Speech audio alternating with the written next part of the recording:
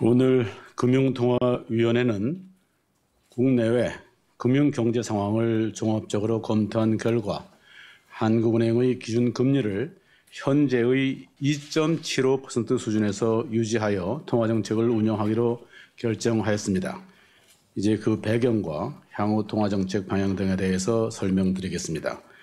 먼저 세계 경제를 보면 유로 지역에서는 실물 경제 활동이 계속 부진하였으나 미국에서는 완만한 경기 회복세가 이어졌고 신흥시장국에서는 중국을 중심으로 경제 지표의 개선 추세가 지속되었습니다.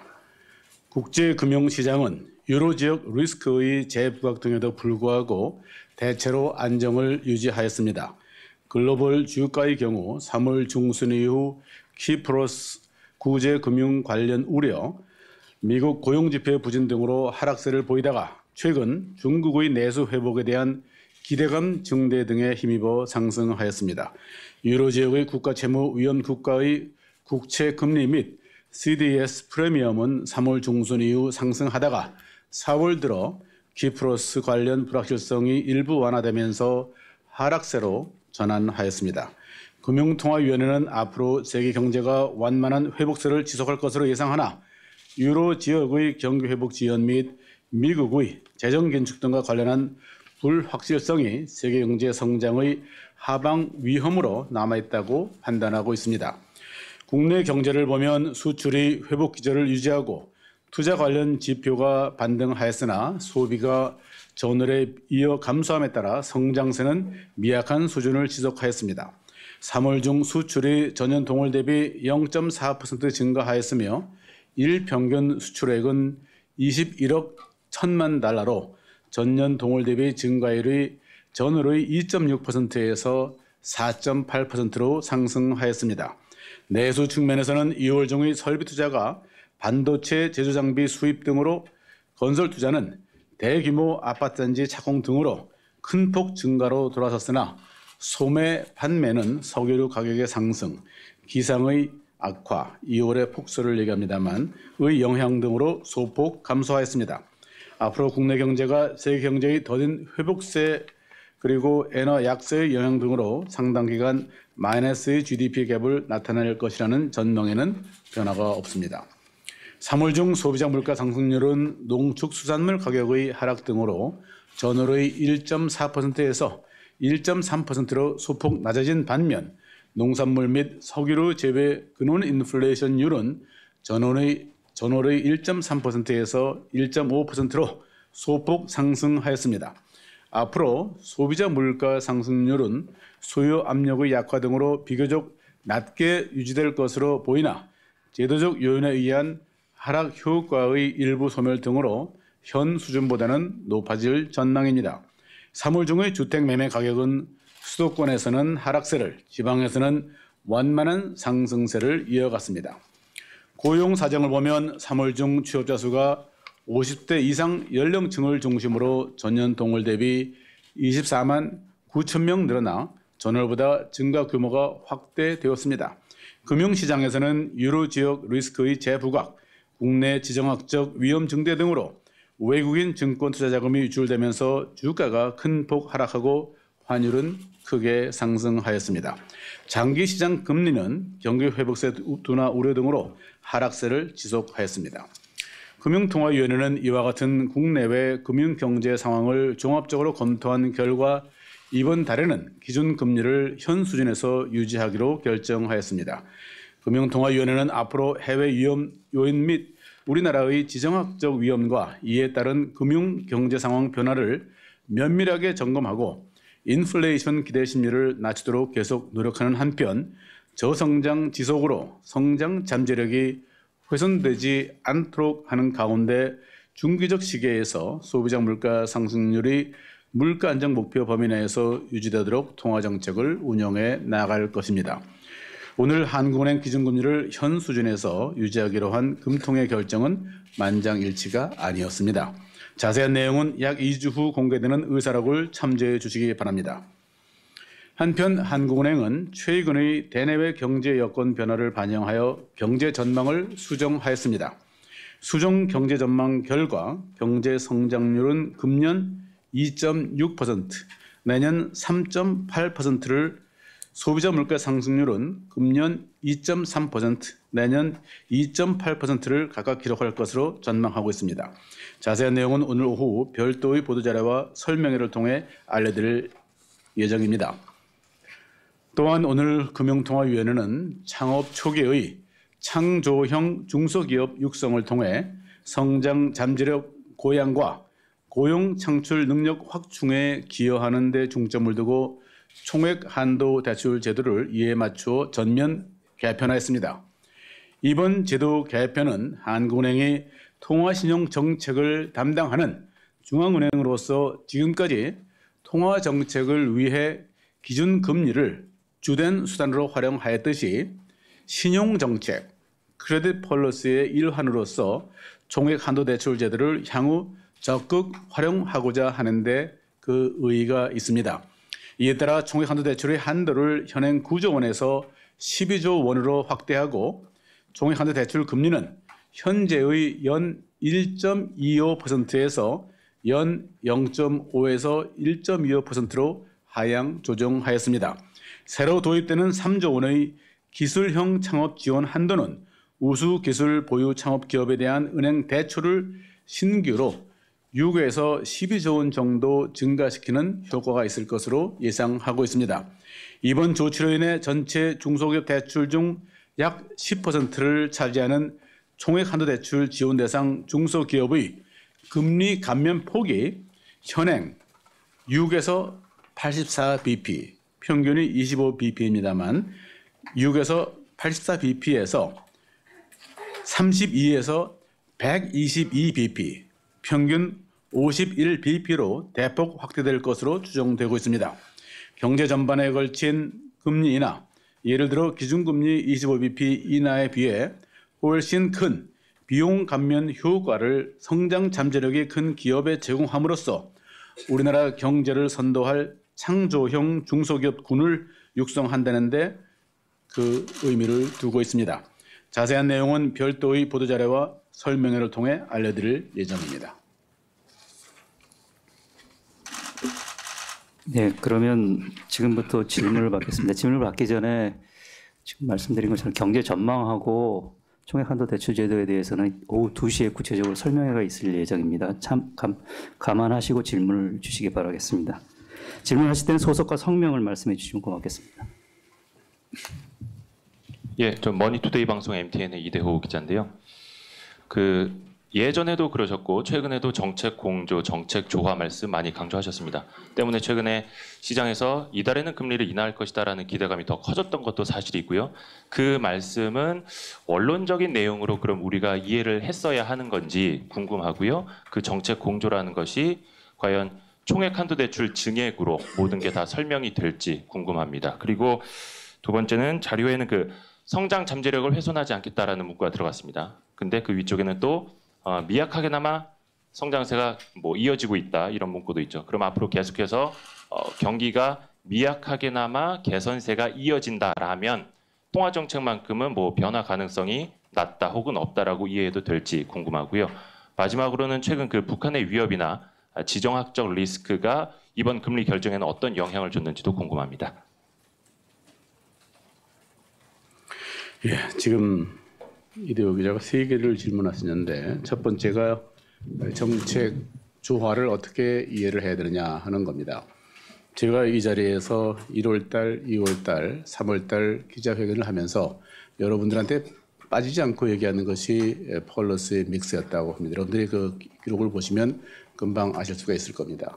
정책 조화라는 것은 여러 가지 있겠습니다만 기본적으로 재정 정책과 통화 정책의 조화를 가장 큰 중요한 요소로 하고 있습니다. 물론 다른 정책과의 조화도 중요합니다만 일반적으로 그렇게 많이 얘기를 하고 있습니다. 과거의 역사를 우리가 보면 재정이 굉장히 긴축되고 금융이 이완되는 경우도 있고 또 재정이 긴축되고 금융도 굉장히 긴축되는 경우도 있고 이러한 형태로 긴축과 이완의 4가지 형태의 조합이 있을 수 있다고 생각합니다. 지금은 우리가 경제 위기를 우리가 경험하고 있는 상황이기 때문에 지금 상황에서는 아마 일반적으로 재정의 이완과 또 우리 통화정책의 이원 양쪽을 아마 많은 분들이 정책 조합이라고 생각하고 있을 것이고 저희들도 그렇게 생각을 합니다. 제가 지난 7월, 10월 달에 우리가 금리를 인하를 할 때 매우 선제적으로 한다 하는 것을 말씀을 드렸습니다. 그리고 얼마 전에 저희 보고서를 통해서 통화신용 정책 보고서를 얘기합니다만 그 두 번에 걸친 금리 인하의 효과가 지금쯤 나타나기 시작을 했기 때문에 한 6개월이나 1년 정도 시차를 가지고 그 나타나는 것을 계량적으로 저희가 수치를 구해서 여러분들한테 제시하는 것도 있습니다. 따라서 또 다른 한편에서는 여러 번 강조를 했습니다만 저희가 실질 머니 갭이라든지 이런 지표를 여러분들한테 제시를 하면서 현재의 통화 기조가 매우 완화적이다 하는 것에 대해서는 여러분들한테 여러 번 밝힌 바가 있습니다.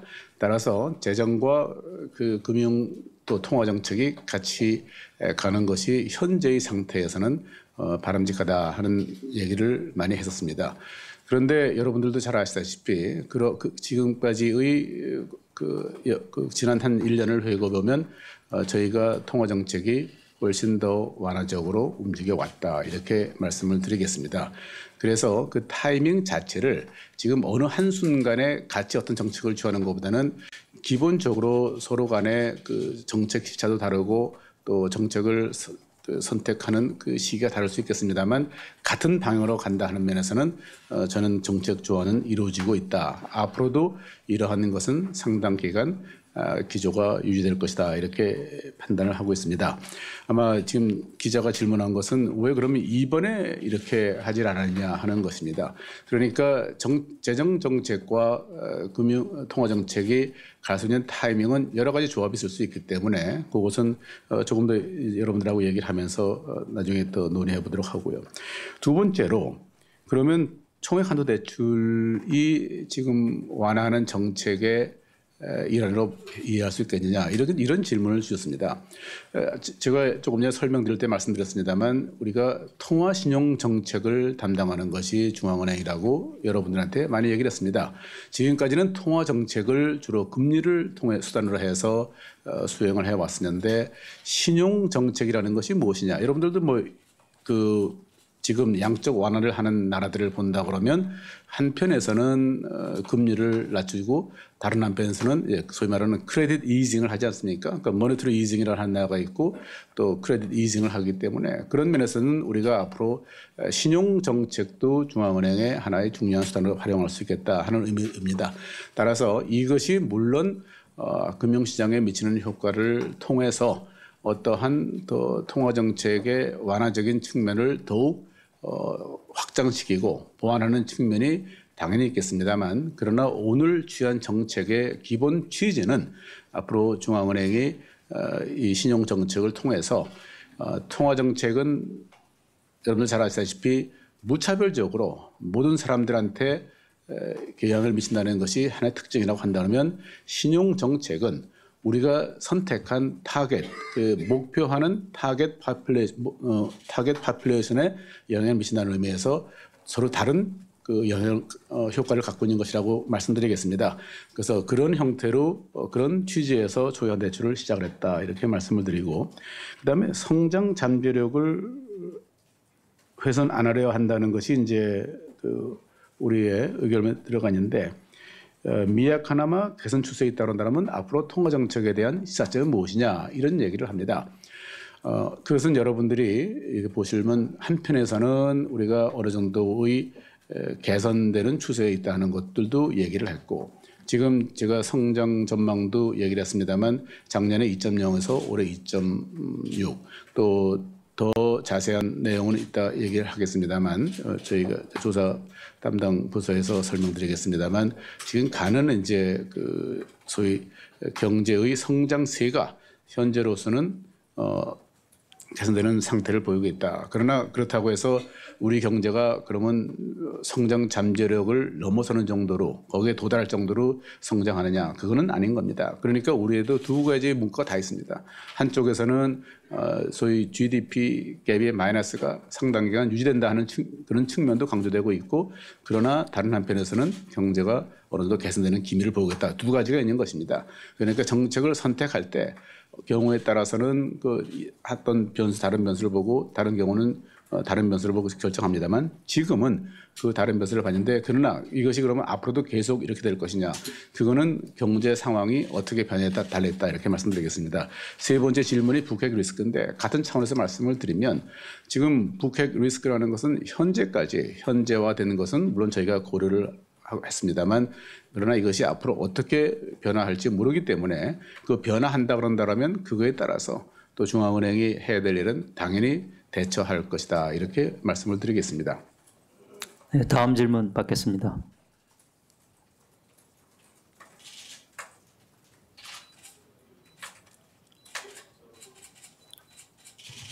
로이터 통신의 이세영 기자입니다. 저 북한 질문에 조금 더 덧붙이고 다른 것도 여쭤볼 건데요. 일단 말씀하셨듯이 뭐 북한 리스크가 계속 고소되고 있는 건 사실이고, 그리고 일본은행의 양적 완화로 인한 이제 엔화 약세도 계속 지속되고 있고 앞으로도 그렇게 될 것 같은데, 이 요인들이 현 상황에서 판단하실 때 앞으로도 실물 경제에 큰 영향을 미치지 않을 거라고 보시는지 그 점을 좀 여쭤보고 싶습니다. 아니면 영향이 있다면 어떤 것이 있을 것인지. 지금 뭐 일본의 양적 북한 리스크는 뭐 잘 아시다시피 저희가 북한 리스크를 사전에 어떠한 형태로 오면 어떻게 변할 것이다 하는 것을 예측하는 것은 저희의 능력 범위를 벗어나기 때문에 이 북한 리스크에 따라 가지고 우리의 금융시장이나 또 실물은 좀 시간이 걸리겠습니다. 영향을 미칠 경우는 당연히 저희가 적극 대처를 하고 뭐 잘 아시다시피 이거에 대해서는 저희가 항상 태스크 포스를 운영을 해서 매우 면밀하게 이 사안을 파악을 하고 있고 또 저희가 가지고 있는 해외 사무소를 통해서 우리 기업이 예를 들어서 외국에서 근무하는데 이번에는 그런 일이 없었습니다만 지난번에는 그런 우리의 지정학적 리스크를 잘못 판단해서 외국 은행에서 우리 기업에 대해서 어떤 조치를 취한 경우도 있었습니다. 그래서 이번에는 저희가 해외 사무소를 통해 가지고 그러한 것이 있지 않도록 하는 노력도 하고 있다 이렇게 말씀을 드리겠습니다. 그래서 그 어떤 해당 그 금융기관으로부터는 지난번에는 그런 그 상태에 대해서 판단을 자기들이 너무 과대하게 또 제대로 하지 못했지만 이번에는 그렇게 하지 않겠다 해서 우리 그런 것들도 저희 한국은행에서 일을 하고 있다 이렇게 말씀을 드리겠고요.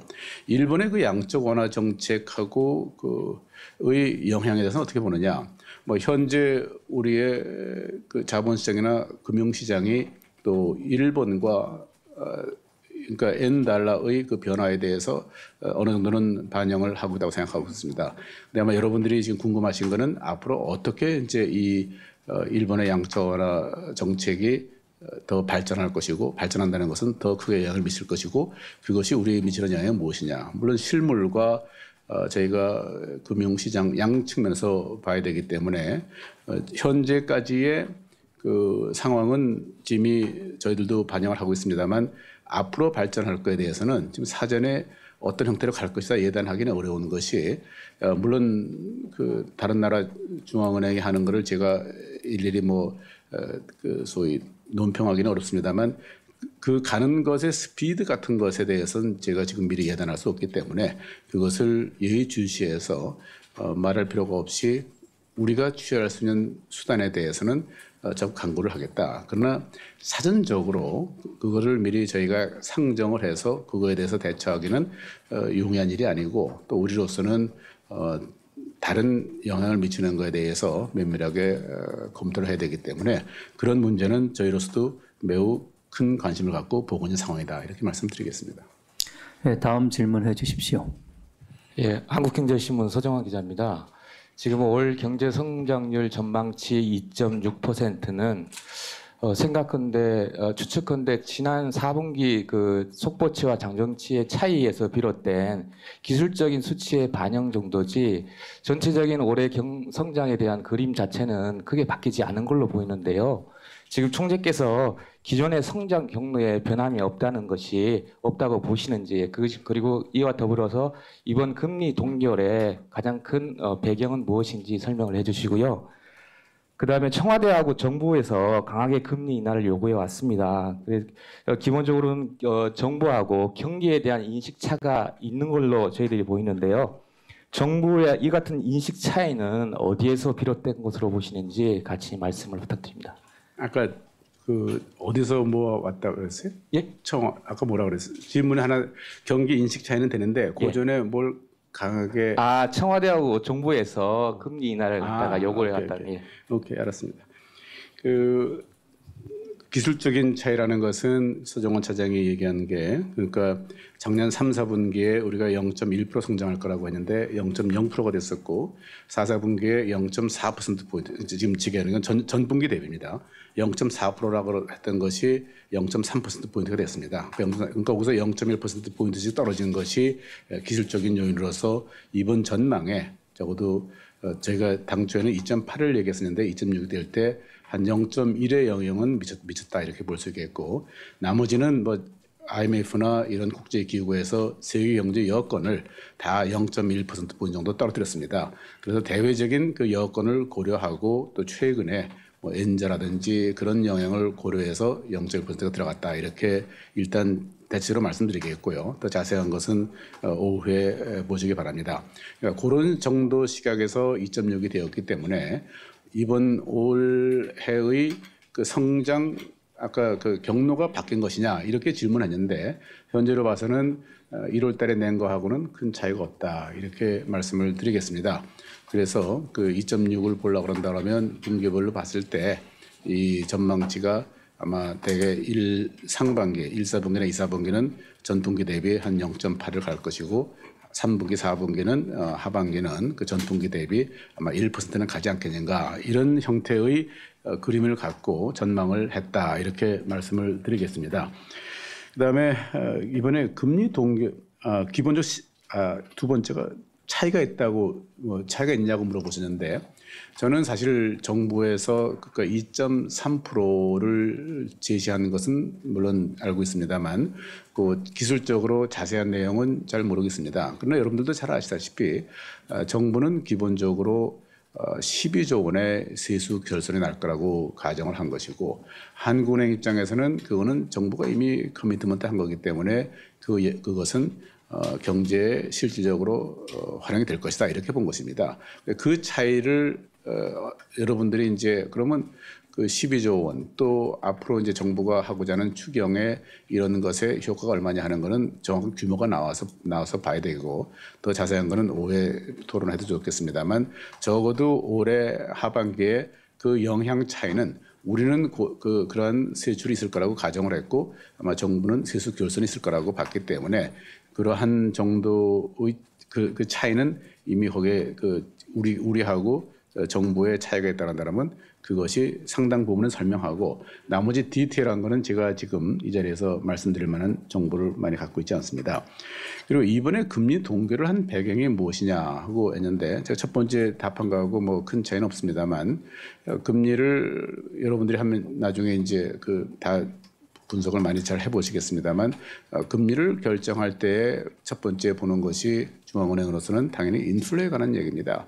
그런데 여러분들은 일반적으로 지금은 인플레가 없는 것이 아닌가 이런 제 얘기들을 많이 합니다. 현재는 뭐 아까 저도 얘기를 했습니다만 1.5% 미만에 지금 1, 2, 3개월 해봐 한 1.4% 이번에 1.3% 되는 그런 CPI 성장률을 증가율을 가졌기 때문에 지금 당장에는 그러한 것을 뭐 근원 인플레이션도 1.5% 이번에 그런 상황이다 이렇게 여러분들도 이해하고 있습니다.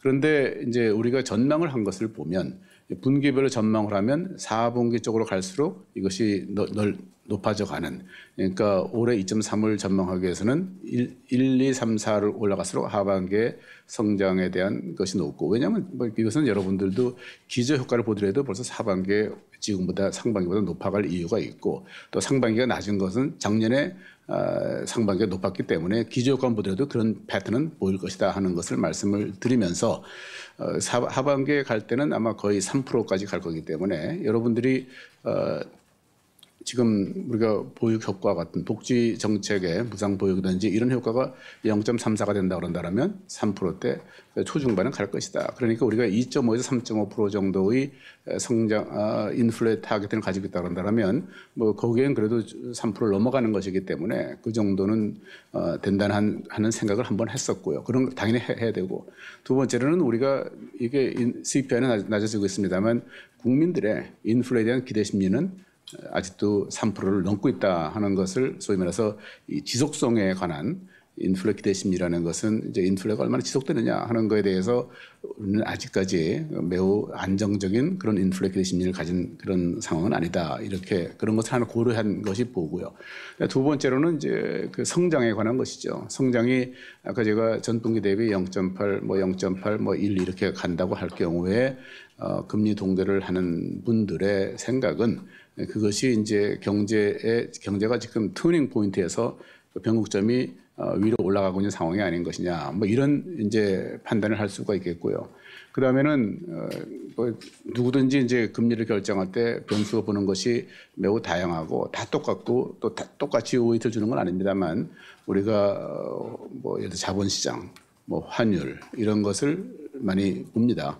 그래서 그런 것들도 하나 고려 대상에 들 수 있겠고. 또 하나는 여러분들도 잘 아는 가계부채에 관한 문제도 있을 거고 이런 문제들을 봤을 때 과연 금리를 뭐 인상이나 인하나 동결이나 셋 중에 한데 지금은 뭐 인하하고 동결 중에 선택을 하라 그런다면 거기서 어떠한 부담을 질 것이냐 이렇게 판단을 했을 거라고 보고 있습니다. 그런 면에서 이번에 동결을 했다는 것은 지금 얘기한 변수들의 영향이 동결을 하는 것이 한 좀 중기적 시각에서 봤을 때 우리 경제에 도움이 되는 그런 것이다 말씀을 드리겠고요. 그다음에 경기 인식 차이는 지금 설명을 이미 드렸었고 뭐 외부에서 그 금리 뭐 인하 이런 거는 저희가 뭐 금리 결정할 당시에 중요한 변수는 되지 못하고 여기 사람들은 기본적으로 중기적인 시각에서 앞으로 우리 경제가 어떻게 변화할 것이며 거기에 국가 경제의 발전 또 국민 경제의 발전에 무엇이 도움이 되느냐 그것이 뭐 제가 볼 때는 다른 거하고 대체할 수 없는 가치다 이렇게 말씀드리겠습니다. 네, 다음 질문 받겠습니다. 한국경제TV 이인철 기자입니다. 물가 하반기에 3%를 넘었을 수도 있다고 해서 좀 깜짝 놀랐는데요. 저는 디플레이션 얘기를 좀 질문드리고 싶습니다. 지금 지난달 소비자 물가 지수 단기적으로 보면 1년 전에 비해서 1.3%입니다. 근데 이게 지난해 이제 10월 이후 5개월째 1%대거든요. 그래서 아마 이게 그 외환위기가 있었던 1999년 이후 5개월 연속 1%대 물가가 머문 건 아마 처음이라고 생각이 듭니다. 그러면 앞서 뭐 전기 대비 성장률 0.0에서 0.3%로 수정이 된다면 8분기째 뭐 0% 성장입니다. 공식적인 디플레이션은 물론 2분기 연속 전기 대비 마이너스 성장이지만 이 통화 정책이라는 게 물가의 양방향을 모두 봐야 된다고 생각을 하는데요. 그러니까 인플레이션을 너무 우려하셔서 하반기에 이 뭐 무상 교육이라는 게 사실은 뭐 재원 고갈 우려에도 불구하고 정부는 어차피 할 수밖에 없는 상황인데 이런 게 해소가 돼서 현재 물가보다도 2배 이상 오를 것이다라고 예측하는 부분이 왜인지 설명을 해주시고 그리고 또 하나가 이 통화 정책과 이제 경제 전망에 과연 이 디플레이션 우려는 전혀 가만히 안 되고 인플레이션 쪽에 포커스를 맞춘 건지 이것도 듣고 싶습니다. 예, 둘 다 적절한 질문이고 또 서로 연결되어 있는 것입니다. 근데 이 기자가 얘기하신 두 번째 제가 먼저 말씀을 드리는데 7개월째 0%대 성장이다. 여러분들이 지금 전기 대비하고 전년 동기 대비를 구별을 하셔야 됩니다. 지금 우리나라의 경제 성장 잠재력이 얼마라고 보시느냐 하는 것인데 그런 만일에 0.8%면 여러분들은 어떤 상황에 보시는 건가요? 0%대를 아니면 1%대나 1.5%를 하기 원하는 모양인데 그러면 우리 경제의 성장 잠재력이 지금 몇 프로라고 보는 겁니까? 그러니까 앞으로는 우리 경제에서 1하고 0하고 왔다 갔다 하는 겁니다. 그러니까 0%대라고 해가지고 매우 낮은 걸로 전년 동기에 대비하고 국민들한테 혼선을 줄 만한 것은 안 된다. 그러니까 과거에는 우리가 전년 동기 대비를 많이 썼습니다만 지금은 다 전분기 대비를 하는 겁니다. 그러니까 전분기 대비를 하기 때문에 외국은 그거를 이제 연율로서 나타내고 미국이나 일본이나 다른 나라들 다 유럽 다 전분기 대비 쓰지 전년 동기 대비 쓰는 성장률에 대해서 전년 동기 대비 쓰는 나라는 우리가 사실은 거의 유일했었는데 이제는 한국은행에서 가능한 한 전분기 대비를 쓴다. 그러니까 뭐 몇 분기 0%대 성장이라는 것은 매우 잘못하면 오도할 수 있는 그런 여지가 있는 것이다. 지금 우리의 성장 잠재력으로서는 1과 0 사이를 왔다 갔다 하는 그런 상태를 봐야 되는 것이고 왜 그럼 1을 가지 못했느냐 이렇게 질문한다고 한다면 지금은 글로벌 금융 위기 시대인데 지금 전부 다 자기 포텐셜만큼 성장하는 나라가 주위에서 어디를 있다고 보시느냐? 미국을 그렇게 보십니까? 아니면 유럽을 보십니까? 어느 나라를 보냐 이거죠. 그러니까 그런 상황에서는 우리 같이 더군다나 제가 좀 미국하고 일본을 예를 들었습니다만 우리는 우리의 GDP에 차지하는 수출의 비중이 지금 48.5%가 되는 나라입니다.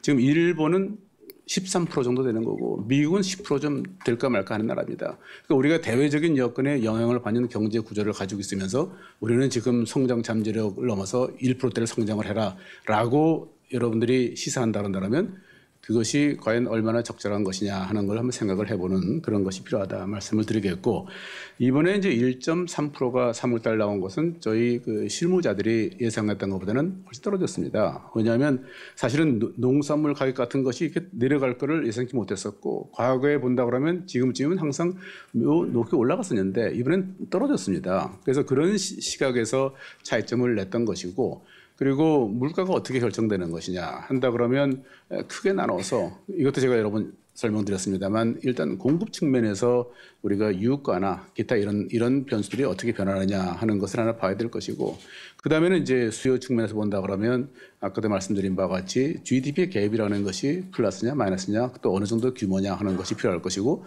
또 우리한테 중요한 것은 이 소위 지속성이라고 할 수 있는 우리가 이제 인플레 기대 심리 같은 걸로 많이 나타냅니다만 그런 그 요인들로 되어 있습니다. 우리나라의 경우에 과거에 지금 이게 그 검토를 보면 공급 측면이 아마 45에서 50% 정도는 차지할 겁니다.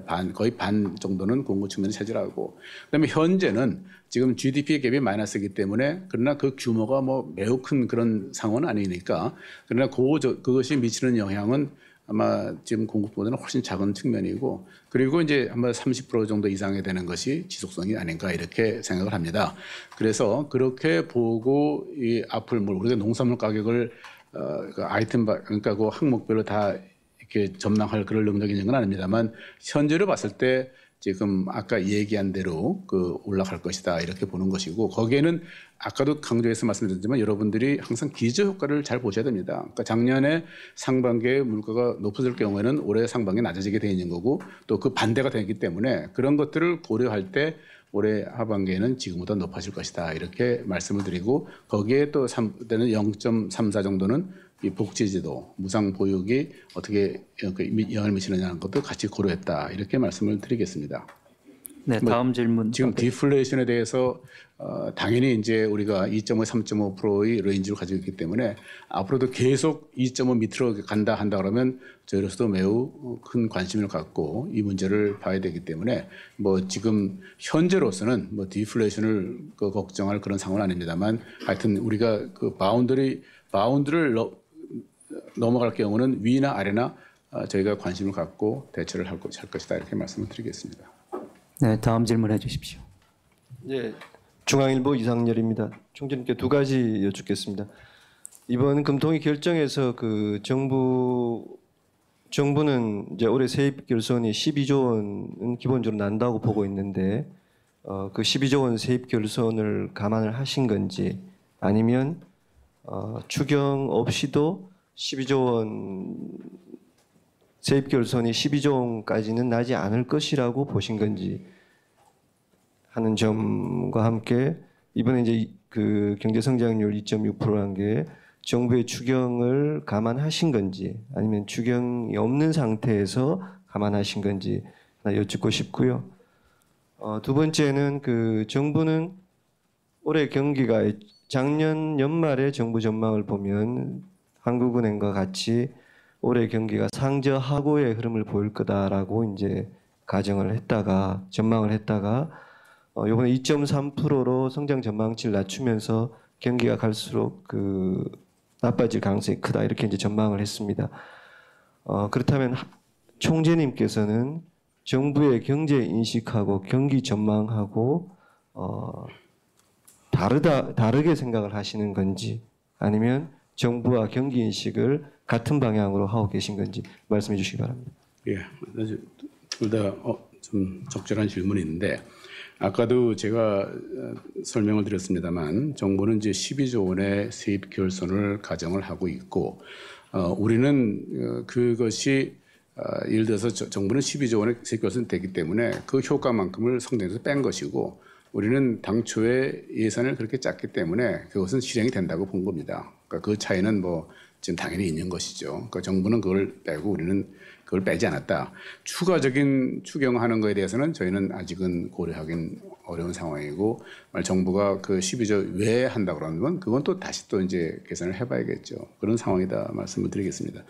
그다음에 상저하고 이 흐름하고 지금 정부는 나빠질 가능성이 크다 뭐 있는데, 아까도 제가 뭘 설명드렸냐면 여러분들한테 경기가 이제 이 작년에 우리가 3, 4분기에 0.0, 4, 4분기에 0.3, 올해 1, 4분기에 아까 제가 0.8점 될 거라고 그랬는데, 그러면 이제 연율로 한다 그러면 한 뭐 4배 정도 곱하면 되겠죠. 분기별로 외국에서 이제 본다 그러면.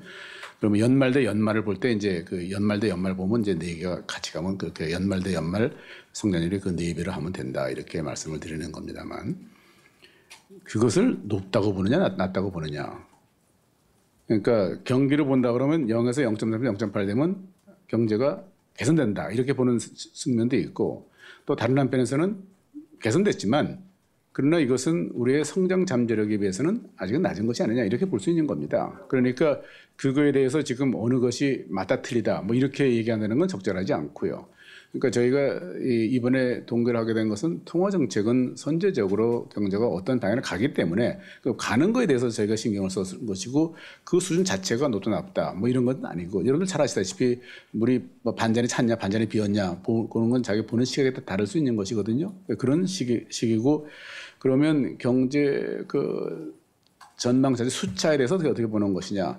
숫자는 아까도 제가 추경 효과라는 게 이제 아까 오후에 조사국에서 할 때 좀 더 자세하게 되겠습니다만, 1년을 할 때 말 10조 정도, 뭐 12조를 이제 결손이 됐습니다만 10조 정도가 성장률에 몇 프로 영향을 미칠 것이냐. 그러면 이제 계량 경제 이렇게 분석을 해보면 뭐 0.1에서 0.5가 된다. 그러면 올해는 1년이 아니고 반년이니까 어떻게 될 것이다. 아마 조사국장이 나중에 그런 걸 자세하게 얘기를 할 겁니다. 아마 그런 식의 정도의 차이는 지금 서로 있는 것인데, 인식의 차이가 있냐 없냐. 그럼 제가 사실 답하기 굉장히 어렵습니다. 어떻게 인식을 하고 있냐 하는 거를 알 수는 없는데, 지금 그런 전반적인 경제 흐름 자체가 서로 숫자가 매우 괴리되고 있다. 이렇게는 아닌가 이렇게 생각을 하고 있습니다.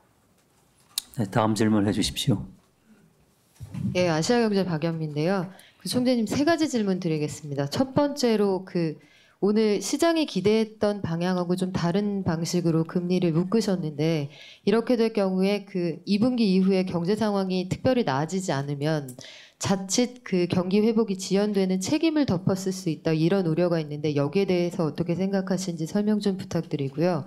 아울러서 총액 한도 대출 한도를 좀 조정을 하시고 금리를 낮추셔서 간접적으로 돈을 풀겠다고 하셨는데, 이 말씀은 다음 달에도 기준금리가 변하지 않을 거다 이런 예고인 것인지 궁금합니다. 또 마지막으로 한 가지 더 여쭤보면, 오늘 총재님 넥타이 색깔에 관심들이 많았는데요. 그 넥타이 색깔을 통해서 금리 동결을 사전에 저희에게 신호를 주시는 것인지, 패턴을 저희가 믿고 있는 대로 가도 되는 것인지 같이 설명해 주시면 좋겠습니다.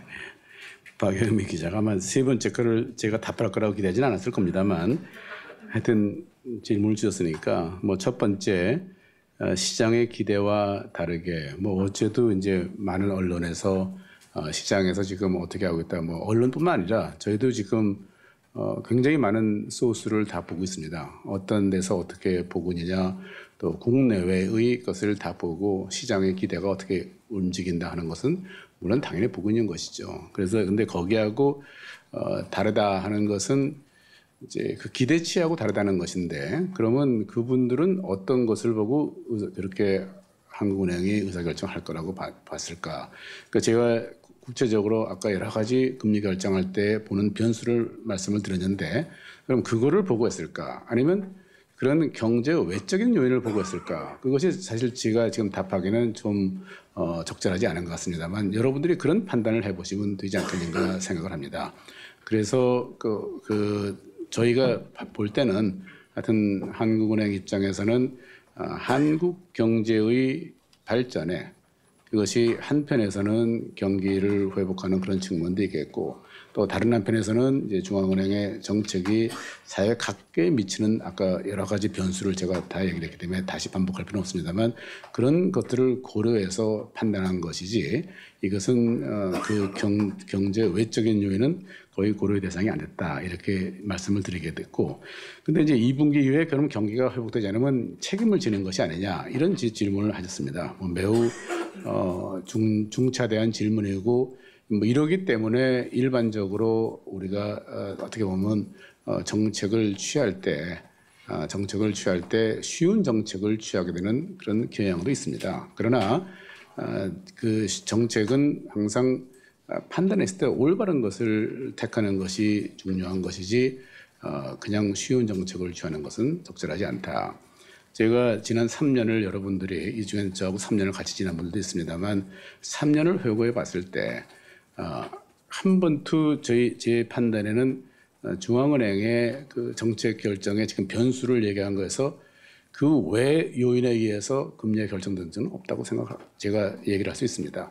그 당시에 항상 그 기본적으로 그 몇 가지 변수를 보고 하는 것인데 그것이 이제 일부에 기대하고 틀릴 경우가 많이 있죠. 근데 왜 그러냐면 그 기대를 결정하는 요인들이 한국은행에 있는 전화 또 이런 결정하는 사람들과 조금 전에 누가 시장이 어떤 사람을 얘기하는지는 시장이라는 것이 워낙 다양하기 때문에 거기에 그 판단하는 사람들이 생각하는 요인이 아마 달랐었기 때문에 그렇지 않나 이렇게 생각을 합니다. 그래서 결과적으로 그러면 금리를 내려서 가지고 경기를 더 올렸어야 되는데 안 내렸기 때문에 만일에 25bp만큼의 효과가 안 나오면 한국은행이 그에 대해 책임을 져야 되는 것이 아니냐. 그 득과 실은 항상 있습니다. 중앙은행이 어떤 정책을 취하고 뭐 책임을 회피하는 적은 없고요. 단지 득이 뭐고 실이 뭐냐 하는 거에 득실의 비교인 것이지 어떤 정책도 아무런 비용도 없고 또 어떤 정책도 아무런 득도 없고 이런 정책은 없습니다. 모든 것이 득과 실이기 때문에 득실을 비교했을 때 우리는 지금 이 정책을 취하는 것이 국가 경제의 발전에 도움이 되고 또 한국은행의 사람들로서 해야 될 하나의 주어진 맨데이트, 이 책무를 수행하는 데 옳은 것이다 해서 하는 것이지 이것을 뭐 전체의 성장에 대해서 전적으로 통화정책이라는 것이 영향을 어떻게 결정한다 이렇게 보지는 않을 거기 때문에 통화정책이 만병통치는 아니니까요. 그러나 한국은행이 판단한 거에 대해서 절대로 우리는 책임을 없다 이렇게 말하지는 않겠다 하는 얘기입니다. 그러니까 우리가 얘기한 것에 대해서는 당연히 중앙은행은 중앙은행에서 돼야 되는데 그러나 그것을 벗어나가지고 25bp에 예를 들어서 이날을 25bp를 생각했다면 다른 것보다 다르겠습니다만 그 효과에 대해서는 플러스 마이너스를 고려해서 우리는 소위 말해서 순이득이 더 많은 걸 택했다 이렇게 말씀을 드리겠습니다. 그다음에 총액 한도 대출은 아까 여러 번 설명을 했는데 이게 간접적으로 돈을 푼다. 이거는 적절한 표현이 아닙니다. 왜냐하면 총액 한도 대출은 돈을 푸는 정책이 아닙니다. 그래서 제가 통화정책하고 신용정책을 말씀을 드린 건데 이것은 통화정책은 늘리면 유동성이 늘어가는 거고 금리에 영향을 미치지 않겠습니까? 근데 이거는 늘어가면 그 는 만큼 우리가 돈을 환수를 하는 겁니다. 그렇기 때문에 그 금리에는 영향을 미치면 안 됩니다. 이게 만약 이걸 해가지고 우리 기준금리를 하는데 기준금리가 변화한다든지 그렇게 하지 않도록 운영을 하는 것이다. 이거는 다시 말해 3조를 늘리게 된다면 다른 부문에서 3조를 저희가 환수를 하는 겁니다.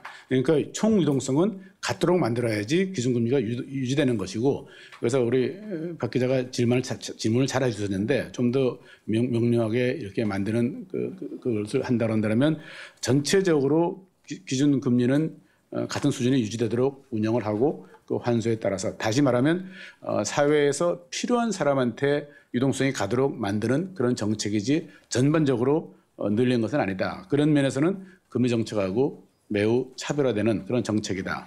세 번째는 제가 답할 입장이 아닌데 넥타이 색깔에 대해서는 여러분들이 판단하시는 거고 제가 특별히 말씀드릴 건 없습니다. 네, 다음 질문해 주십시오. 네, 총재님, 저 연간 성장 전망에 대해서 정부와 견해 차이가 있는 건 이제 세수로 설명을 해주셨는데 1분기 성장률 같은 경우에는 아까 방금 0.8이라고 말씀하셨는데 정부에서는 한 0.5 정도로 그것도 약간 차이가 있는 걸로 알거든요. 1분기 성장률에서 차이를 보이는 게 이유가 뭔지 설명을 좀 부탁드리겠습니다. 제가 아까 자세한 자료가 없다는 거는 저는 사실 0.5를 했는지도 지금 알았습니다. 그러니까 정부가 얼마를 했는지를 어떻게 알 수 있는지 모르겠지만 제가 본 자료에는 대개 연간으로 2.3 이렇게 나왔기 때문에 1분기를 얼마를 했는지를 알지 못하고 있습니다. 그래서 그거를 우리가 왜 0.8로 했냐는 건 설명을 할 수가 있는데 그 다른 데서 어떻게 했다는 것까지 제가 설명할 수가 없어가지고 그 차이점을 설명하기 굉장히 어렵네요. 나중에 한번 그거는 더 자세한 거는 우리 조사국장이나 저 김준일 부총재보가 설명할 때 뭐 그 구체적인 걸 한번 얘기해 보십시오. 저는 지금 아까 다시 얘기했지만 상대편에 그거 제가 알지 못하기 때문에 말씀 못 드리겠다 그러네요. 네, 다음 질문 받겠습니다. 예, 매일경제신문 전범주입니다. 오늘 그 총액한도 대출한도를 이제 신설하고 늘리시면서 이걸 이제 중요한 그 의견으로 내놓으셨는데요. 10거래일 전에 3월 28일 날 총액한도 대출한도를 동결하셨습니다. 10거래일 이후에 이런 새로운 제도가 나왔는데요. 이 10거래일 사이에 어떤 일들이 있어 이런 생각을 바꾸시게 되신 건지 아니면 제도 개선이 가능하게 된 건지 그리고 또 일각에서는 금리 동결을 예상하고 그거와 좀 다른 무언가를 내놔야 되기 때문에 좀 미룬 거 아니냐라는 이야기도 있는데요. 거기에 대해서 말씀해 주시고요. 그리고 세부적으로 보면 우수 기술을 보유한 업력 7년 이내의 창업 기업, 우수 기술을 보유했다는 거는 누가 어떻게 판단을 어떤 기준으로 하는 건지 궁금하고요.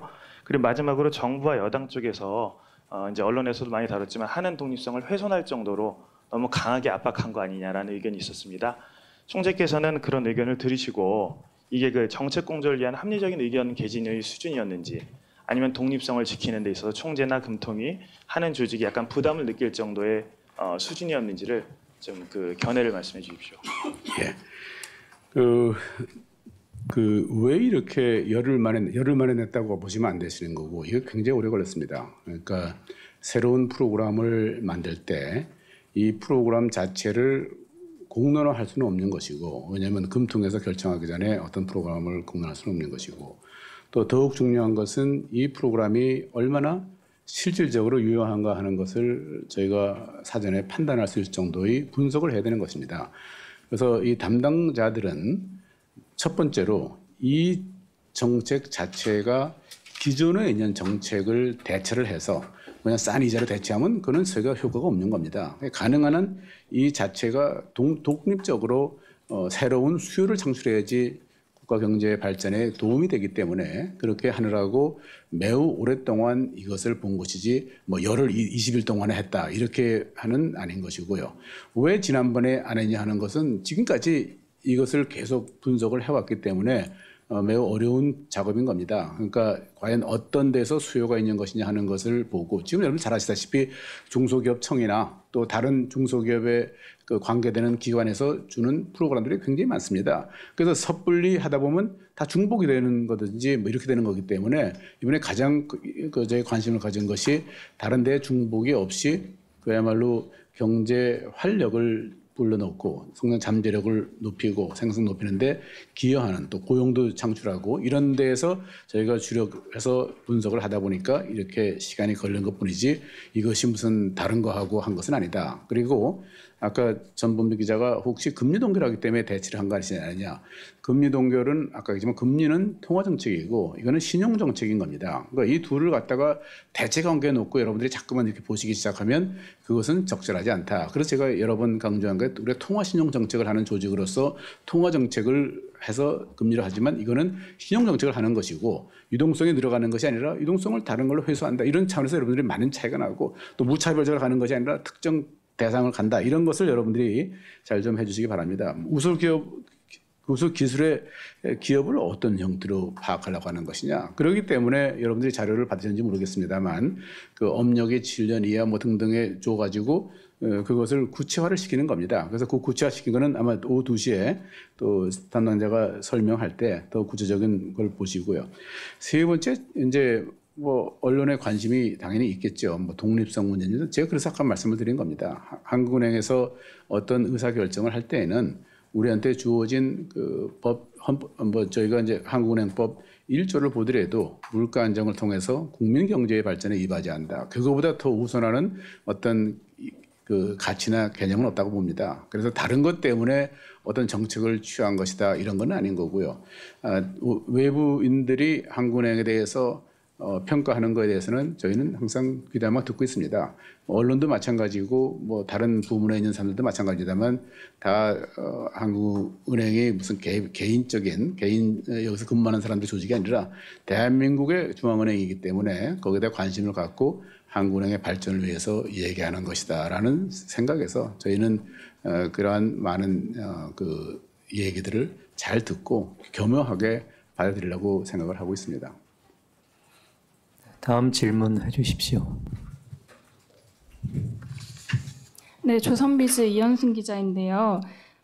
기재부에서 열석 발언권을 정례적으로 행사하지 않겠다고 했는데 물론 기재부의 권한이지만 하는과 의사소통을 하셨을 거라고 생각하는데요. 이런 결정이 내려지게 된 배경이 무엇인지 그리고 이번 격리 결정에 어떤 영향을 미쳤는지 말씀 부탁드립니다. 이거는 저도 지난번에도 누가 물어봤었겠습니다만 언론을 보고 제가 알았습니다. 그러니까 저하고 뭐 협의해가지고 열석 발언권을 없애는 것은 아니고 아마 정부 자체에서 판단을 한 것이기 때문에 제가 거기에 대해서 어떻게 평가할 수는 없고요. 법에 정해진 권한을 본인들이 이제 아마 그것도 일부 언론 또는 이제 일반 국민들의 여러 가지 시각을 아마 또 판단했을 것이고 또 다른 여러 가지를 고려했겠죠. 제가 그 입장에 서 있지는 않아서 알 수 없습니다만 그렇게 한 것이기 때문에 그걸 제가 여기서 말씀드릴 수 없고 저하고 협의를 해가지고 뭐 그런 건 아니다 이렇게 말씀을 드리겠습니다. 지난번에 제가 여기서 3년 전에 6월달에 여러분들한테 그 금통위에서 당시에 열석 발언하던 차관의 그 행태를 바꾼 것은 제가 제안했다고 이미 말씀을 드렸었습니다. 그때는 끝까지 투표 끝날 때까지 앉았던 것을 그러지 말고 와서 얘기하고 토론하고 이석해지면 좋겠다는 것은 그건 제가 제안했기 때문에 했다고 말씀드린 거고 이번에는 정부의 판단이기 때문에 뭐 저희는 그것을 잘 받아들이고 고맙게 받아들이고 있다 이렇게 말씀만 드리겠습니다. 그것이 금리 결정에 영향을 미쳤느냐? 제가 뭐 다른 금통위원들의 뭐 마음을 다 알 수는 없습니다만. 아까 말씀드렸지만 금리 결정이라는 것은 매우 중차대한 겁니다. 그 25bp라는 거든지 아까 뭐 50 얼마든 간에 그것의 실질적인 영향도 중요하겠습니다만 또 여러 가지로 주는 그런 심리적인 영향도 있기 때문에 우리가 쉽게 결정하지는 못하는 것이고 매우 고민 속에서 결정하기 때문에 이것이 뭐 그렇게 큰 그 변수였을까 하는 것은 저는 잘 모르겠습니다. 제가 뭐 그것까지 답하기는 좀 어렵다는 말씀드립니다. 네, 더 이상 질문이 없으십니까? 예. 이 질문 없으시면 총장님 마무리 말씀하시겠습니다. 예, 오늘 뭐 금리도 결정했습니다만 전망도 2시에 또 발표를 하게 돼 있고 또 총액 한도 대출도 새로운 제도를 신용 정책으로서 여러분들한테 제시를 하게 되었고 또 앞으로의 경제의 불확실성에 대해서도 여러분들도 많은 관심을 갖고 있고 중앙은행은 어떤 경우에도 뭐 경직된 상황 하에서 경직된 생각을 갖고 정책을 취하거나 그렇게 가지는 않는다는 말씀을 드리겠습니다. 그래서 시계는 중기적인 시계를 갖고 본다. 그거는 사실인 겁니다. 우리는 과거의 그 행태를 과거의 자료를 보고 반응하는 거나 또 현재의 자료를 보고 반응하는 것보다는 미래에 우리 경제가 어떻게 변화할 것이냐에 더 역점을 둬서 보고 그렇기 때문에 여러분들이 아까 본 저희 의결문에 본다고 하면 중기적 시계라는 중기적 medium term perspective라는 것이 들어가는 것이 바로 그런 것이다. 그런 거에 충실하게 국민 경제의 발전에 도움이 되는 그런 것을 한국은행은 앞으로 계속 유지할 것이다. 그리고 제가 지난 석 달 동안에 정책 공조, policy mix라는 거를 정책 조합을 얘기했는데 그거에 대해서 여러분들이 또 많은 질문을 하시고 기본 원칙적으로는 그렇게 가는 것이다. 그렇게 보고요. 앞으로 그러면 어떠한 상황이 벌어질 것이냐. 제가 뭐 예를 들어서 북한 핵이 어떻게 변할지 또 일본의 뭐 양적 완화 정책이라는 것이 앞으로 어느 정도로 어떻게 지속이 될 것인지 뭐 일본 은행의 의향은 알고 있습니다만 그러나 경제가 거기에 대해서 어떻게 반응할 것이고 그것이 여타국가에 어떤 영향을 미칠 것인지 이런 모든 것들을 저희는 매우 면밀하게 볼 것입니다. 국내 경제의 또 상황의 변화도 매우 면밀하게 보고 따라서 중앙은행이 여기에 취해야 될 조치에 대해서는 그거에 대해서는 자질 없이 저희가 신속하게 취하고 그런 면에서 전반적으로 국가 경제의 발전에 이바지 한다는 측면에서 거기의 원칙으로부터 벗어나지는 않는다. 이렇게 말씀을 드리겠습니다. 오늘 장시간 또 잘 서로 대화를 나눌 수 있어서 기쁘게 생각을 하고 고생 많으셨습니다. 네, 이상으로 기자 간담회를 마치겠습니다. 감사합니다.